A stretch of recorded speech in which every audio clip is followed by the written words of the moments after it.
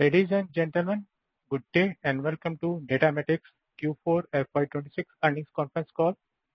As a reminder, all participant lines will be in the listen-only mode, and there will be an opportunity for you to ask questions after the presentation concludes. Should you need assistance during the conference call, please signal an operator by pressing star then 0 on a touch-tone phone. Please note that this conference is being recorded. I now hand the conference over to Mr. Pratik Jagtap from EY. Thank you, and over to you, sir. Thank you, Nitesh. Good day to all the participants in the call today, and welcome to Q4 FY26 earnings call of Datamatics Global Services Limited. The results and presentation have already been mailed to you, and they are also available on the website of Datamatics. In case anyone has not received a copy of press release or presentation, please do write to us, and we will be happy to send you all. To take us through the results today and to answer your questions, we have with us the top management of the company, represented by Rahul Kanodia, Vice Chairman and CEO, Ankush Akkad, EVP and Chief Financial Officer, Mitul Mehta, EVP and Chief Marketing Officer. Rahul will start the call with a brief overview of the quarter on business, which will be then followed by Ankush, who will take us through the financials. Then we will open the floor for Q&A session. I would like to remind you that anything that is said on this call, which gives any outlook for the future or which can be construed as a forward-looking statement, must be viewed in conjunction with the risks and uncertainties that we face. These risks and uncertainties are included, but not limited to what we have mentioned in the prospectus filed with the SEBI and subsequent annual reports, which you can find on our website. With that said, I now hand over the call to Rahul. Over to you, sir. Thanks, Pratik. Good evening, everyone. Welcome to the Datamatics Q4 and FY26 earnings calls. I will begin by sharing a summary of our annual performance and the strategic progress. Following my remarks, Ankush will present the detailed financial update, and then we will open the floor for Q&A. FY26 was a productive year for Datamatics. We delivered revenue growth while improving operational efficiency and advancing our position across our target markets. For the full year FY26, our revenue grew 15.3% year-on-year to 1,987.2 crores. We achieved a significant milestone in profitability, delivering an EBITDA margin of 18.7%, the highest in Datamatics history. The total EBITDA was 371.6 crores, representing a 62.1% year-on-year growth. This margin expansion was driven by operational efficiencies, disciplined cost management, and the realization of synergies from recent acquisitions.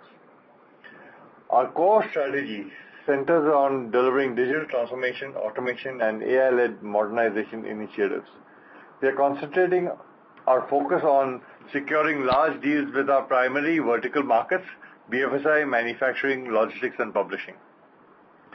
To support this objective, we reorganized our sales team over the last year to prioritize engagements with existing customers. This structural alignment is functioning as planned, enabling us to expand relationships and drive deeper penetration within our current accounts. Reviewing our operational segments, digital operations, revenue posted healthy growth led specifically by our digital content business. Margins improved due to process efficiencies and platform-driven automation. We expect this segment to lead our AI transformation efforts.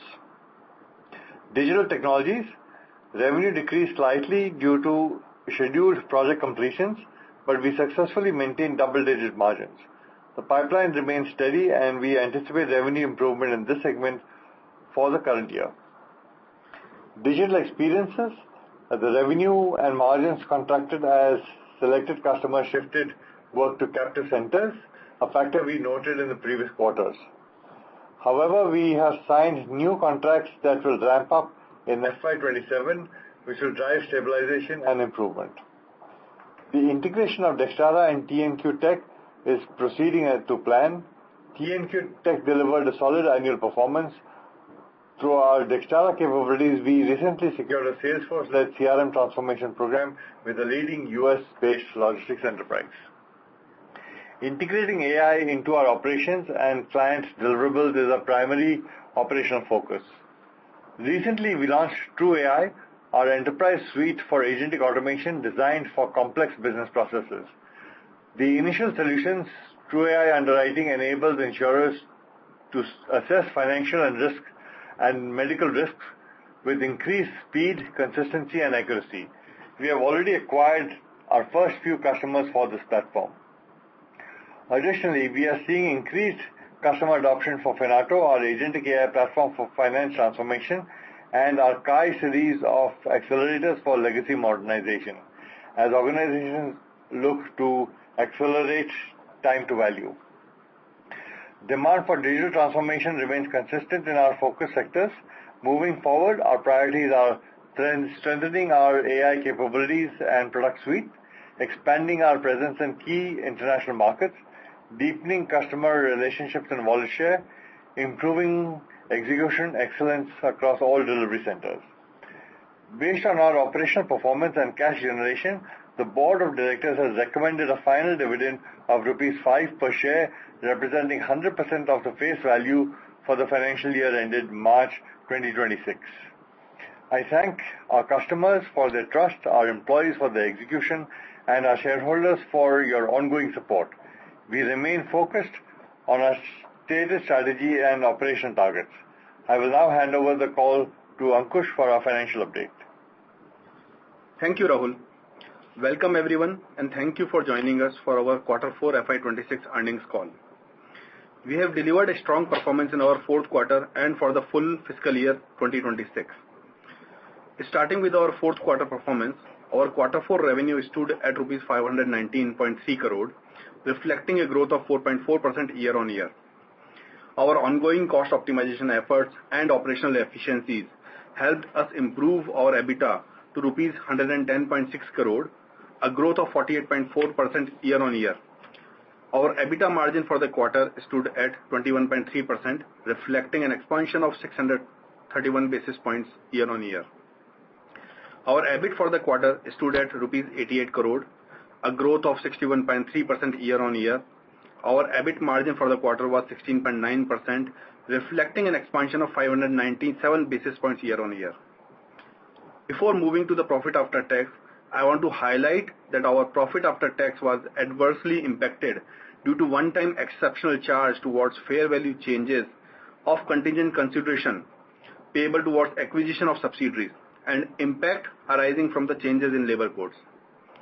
Our PAT after non-controlling interest was 44.2 crore, down by 1.5% year-on-year. Our PAT margin stood at 8.3%. Excluding the one-time exceptional impact, our adjusted PAT after non-controlling interest would have been 72.9 crore, representing a margin of approximately 13.6%. In terms of segment, digital operations revenue for the quarter stood at Rs 299.5 crore, which is up by 12.4% year-on-year. Digital operations EBIT margin was at 23.2% for the quarter. Digital technologies revenue for the quarter stood at Rs 159.4 crore, which is up by 0.3% year-on-year. Digital technologies EBIT margin was at 10% for the quarter. Digital experiences revenue stood at Rs 60.4 crore, which is down by 15.8% on year-on-year basis. Digital experiences EBIT margin was at 4.4% for the quarter. Moving to the full year FY26 performance, our revenue for the year stood at Rs 1987.2 crore, reflecting a growth of 15.3% year-on-year.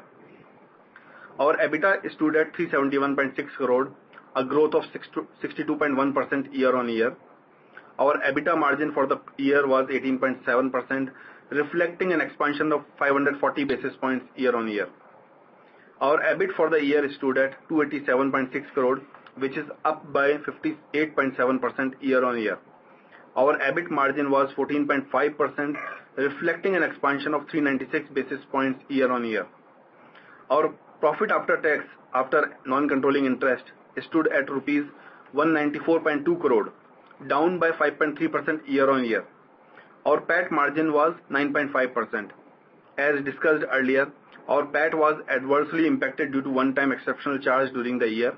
Excluding the one-time exceptional impact, our adjusted PAT after non-controlling interest for the year would have been 253 crore, representing a margin of approximately 12.4%. In terms of segments, digital operations revenue for the year stood at 1,101.4 crore, which is up by 40.2% year-on-year. Digital operations EBIT margin was at 18.7% for the year. Digital technologies revenue for the year stood at 626.5 crore, which is down by 4.5% year-on-year. Digital technologies EBIT margin was 9.7% for the year. Digital experiences revenue stood at 259.2 crore, which is down by 8% year-on-year. Digital experiences EBIT margin was 7.9% for the year. In terms of geographical footprint, US remains our largest geography, with 54% of our business coming from here, followed by UK and Europe at 22%, India at 16%, and ROW at 8%. In terms of industry footprint, education and publishing was the largest segment for us, contributing 26% of the revenue, followed by technology and consulting contributing 22%, BFSI contributing 19%, manufacturing and logistics contributing 12%, not-for-profit and government contributing 9%, retail contributing 9%, and rest are 3% of the revenues. Our client concentration remains healthy, with top 5, 10, and 20 clients contributing to 26%, 39%, and 52% respectively. Our bill DSO was at 63 days as of March 2026. We continue to maintain a healthy balance sheet. As of 31st of March 2026, our net cash and investment, net of debt, stood at 639.2 crore. Overall, we are pleased with our quarterly and yearly financial performance and remain confident in our strategy to drive sustainable growth. With this, I will now pass on the call to the operator to open the floor for questions. Thank you for your patience and continued interest in Datamatics. Thank you very much. We will now begin the question and answer session. Anyone who wishes to ask a question may press star and 1 on the touchtone telephone. If you wish to remove yourself from the question queue, you may press star and 2. Participants are requested to use handsets while asking a question. Ladies and gentlemen, we will wait for a moment while the question queue assembles.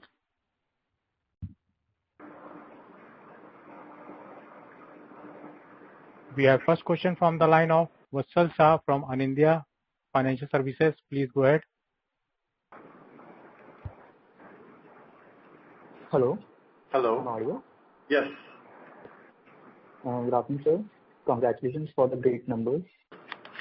There are a couple of questions. The first one, what are you expecting for your upcoming 2 to 3 year plan? How your growth expectation would be, and at what percentage are you looking for year-on-year growth? So the growth we are looking at is a high single digits for next year, because we just launched some of our agentic AI platforms. We've got some very good traction initially, but we still need to evaluate the performance.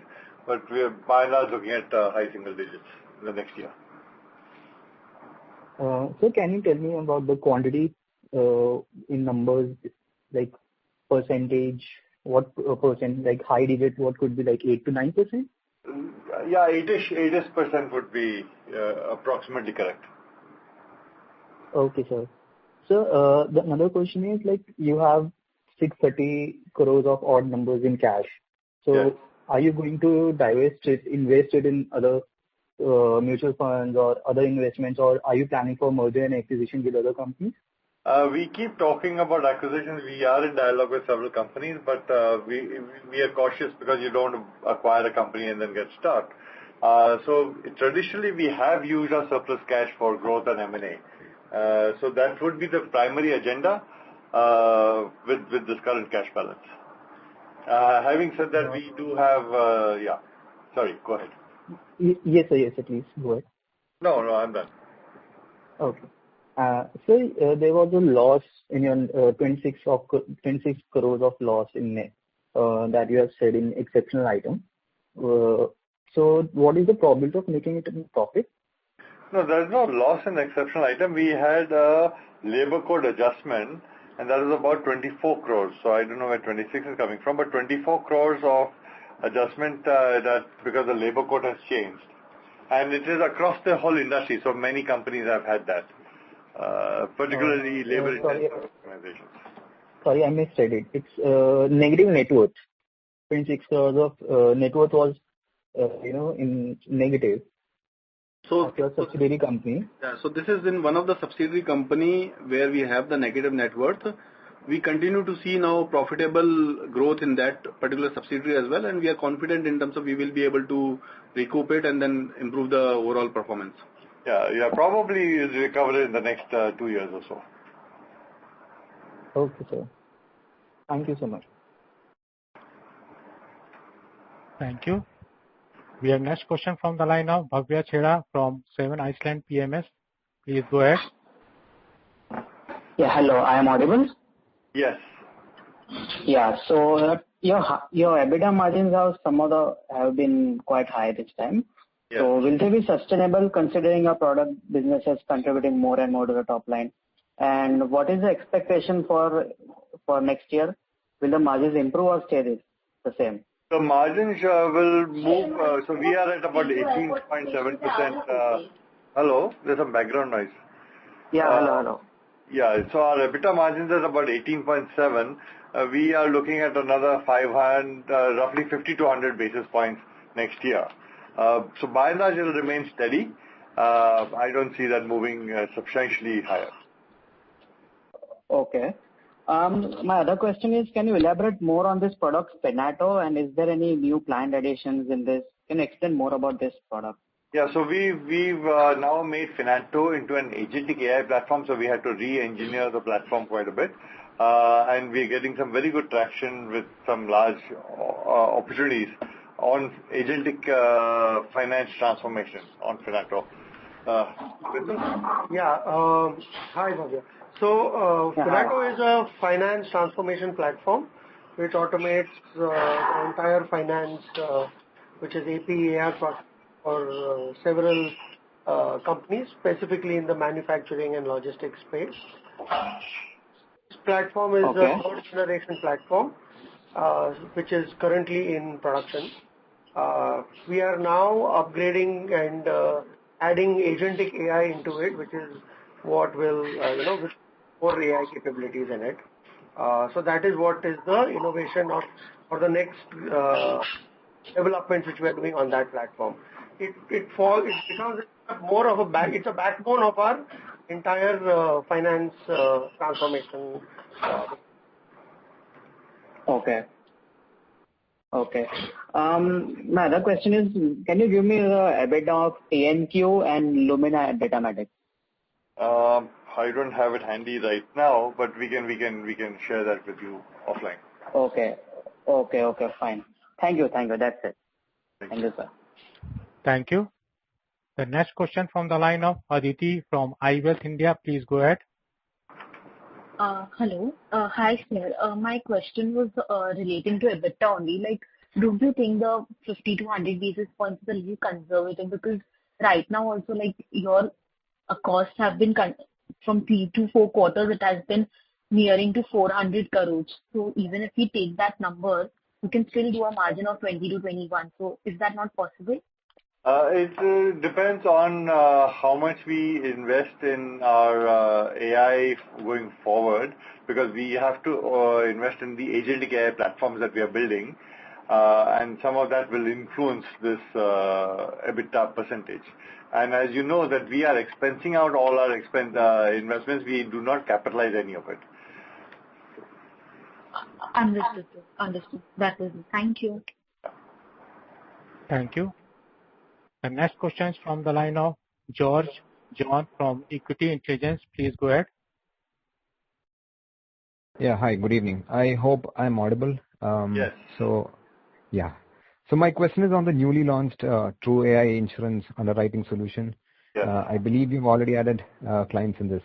Yes. So could you please talk in detail about this tool and its monetization? Like, is it primarily a one-time implementation that offering, or is it going to be like a platform with recurring revenues? Yeah. It will be a platform with recurring revenues. It's not a one-time implementation, so there's an ongoing license fee, and then there are some services that will be ongoing as well. Underwriting, as you probably know, is the core of insurance, and it's a very complex process because they have to analyze financial statements, medical statements, and assess the risk of each individual before you do any underwriting for his health insurance. So that's what it is. Our next step is to expand that to claims on processing using agentic AI. Mithil, here, if you want to just add in a little bit. Yeah. So as Rahul mentioned, it is underwriting is the heart of the insurance business and extremely manual and complicated process. So with TrueAI underwriting, we are automating that whole process to a high degree, which makes two things. One, it improves productivity, it improves accuracy, and it improves compliance. Since we've launched about a quarter back, roughly, we've seen some really good traction. It's a platform, and therefore it is not a one-time implementation. It is something which we are anyway, we're moving towards more outcome-based and based pricing. So it follows a outcome and a transaction-based pricing approach. Yeah. So we've got very good traction. We are talking to several companies. We've already signed up 3 or 4. So I am very positive. This market is about a $30 billion market globally, and I think we've got an early start. So our key element will be now how do we capture market share. Right now we're targeting the health insurance market. We will then take it to PNC and life. Life and health. No, sorry. So it is for life. Yeah. And then we will take it into the general insurances, PNC, health. So that is where we are, where the opportunity is. And, okay, so these clients, are they domestic or foreign in nature? Both. We've got a few domestic and a few overseas as well. So while we are speaking to overseas guys, but right now we are doing more overseas. Yeah. US and India right now. Okay. And could you just walk us through some of your recent case studies? Because I know you've been going into AI projects, and I think you've delivered some 70 projects already. Yes. And it would be helpful to understand, the nature of these engagements, the kind of, problems that they've addressed, the industries and client segments, and the kind of outcomes that you've achieved. Yeah, so if you could explain those. I'll just give you a very high level, otherwise we'll go into details of each. Yeah, that's fine. Yeah, so we've addressed the logistics industry, the banking, insurance, retail. So these are the industries we've largely addressed. Some of them have been generative AI, some of them have been agentic AI. So we've had a combination of both. The productivity gains have been anywhere from 30 to 60% for customers. That brought their TCO, the total cost of operations, down substantially, improved the accuracy, and also improved the quality. The accuracy, the turnaround time, and the cost. All of them were impacted. So we've got very good traction on that. But now we are trying to focus very specifically on certain verticals. So we want to focus on insurance and logistics as 2 major ones. And therefore we want to expand the scope or the coverage of those platforms. So we try to concentrate on 2 or 3 and expand it. The other one that we are doing very active work with is Finato, which is an agentic finance transformation solution. And there also we've shown it to some very large organizations and got a very encouraging response from them. On that front, the earlier version of Finato is installed and we've got a customer base. The new version, which is agentic AI, we've shown it, but we have not yet signed up any customer. I hope that in the next 1 quarter we should have a few sign-ups. On the case studies, we can give you details on computer vision kind of AI-driven case studies, agentic AI kind of case studies. They're different types, but maybe offline we can share that with you. Yeah, that'd be helpful. Yeah. So thank you so much. Yeah. Thank you. Reminder to all the participants that you press star and 1 to ask a question. Reminder to all the participants that you press star and 1 to ask a question. The next question from the line of Jay Ahuja, an individual investor. Please go ahead.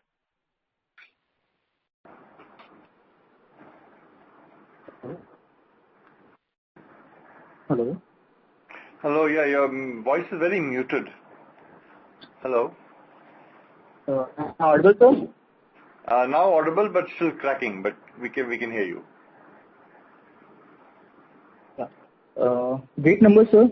That you have highlighted how you are going to invest in AI and all. I just want to know about the capex.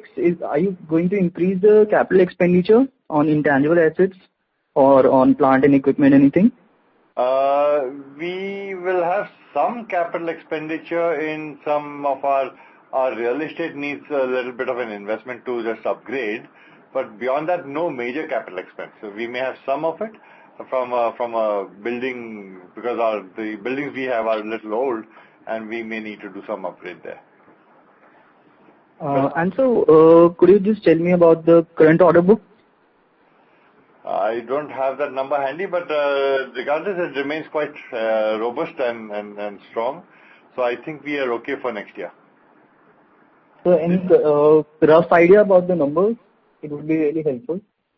I don't have that handy at my fingertips, but maybe for the next call I'll keep that number ready. Okay, sir. And sir, one more question. Like it's about 3 years that we are working with the hyperscalers. Yes. And are we expecting any big amount come from that? Yeah, so we are working closely with both Microsoft, Google, and Salesforce. On the Salesforce front, we've got some large deals in the pipeline, and we are hoping that they will materialize very soon. A few deals have already closed, which is very good, and a few larger ones are still in the pipeline. The company we acquired called Dextara, their average deal size ranged between $50,000 to $70,000. Our average deal sizes are now ranging between $500,000 to $1 million. So we've got a significant uptake. As far as Google is concerned, we have engaged with Google on all our agentic AI platforms. So our TrueAI and Finato are all using the Google technology behind it. The underwriting technology is all Google, and also the Finato. KaiBRE is another one where we are using that for legacy modernization, and that again uses a combination actually of Google, Microsoft, and Claude. So it's a mixture of multiple things working together. So all these hyperscalers I think are panning out quite well, and more from a technology perspective. But given the technology, I think we will get a good traction because they have the heft in the market to pull business. That's really good, sir. So one more question. I've seen a component in other non-current financial assets. There was an unbilled revenue. Yes. So could you just light up something like when are these revenues going to come back? So it's a part of the regular cycle. So as part of the services, we provide the services while the billing may happen at future date, specifically for the fixed price engagements based on the milestone achievements. While the revenue is recognized on percentage completion basis, the invoicing happens in the future dates. So we don't see any issues in terms of from the collectability perspective on the unbilled that we are having. So there is no exposure per se. But sir, from past 3 years, it's increasing only. So one of the reason what you see is in terms of our AFC business, which is the government business that we have. So we have the terms which are agreed. There is an annuity component which is there, which is basically the billing will be done in the future dates, and that is the reason you see a slightly higher amount because of that reason. And as and when we are completing it, some portion we collected and some portion is deferred to the future collection while the work is delivered. And that is the reason you see a slightly increasing trend right now. It will taper down as in next 1 year time frame. It will start to taper down. Then we will start invoicing it. Okay. Thank you, sir. Thank you so much. Thank you. The next question is from the line of Jadar Shah, an individual investor. Please go ahead. Hi, sir. Congratulations on a good set of numbers. Thank you. I just had a question regarding the TNQ Tech acquisition. So we are supposed to finish it up by July. So Yeah. has the valuation changed significantly, the balance payment? And what would be that figure if you can give it out? Yeah. The valuation has increased, so their performance has been very good.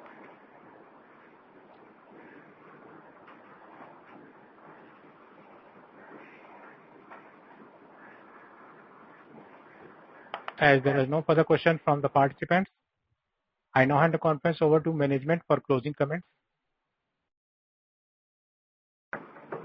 Yeah, thank you very much for participating on this call. We've had a good year, and I'm very hopeful and bullish about our year going forward. So I look forward to speaking to all of you again next quarter. Thank you once again.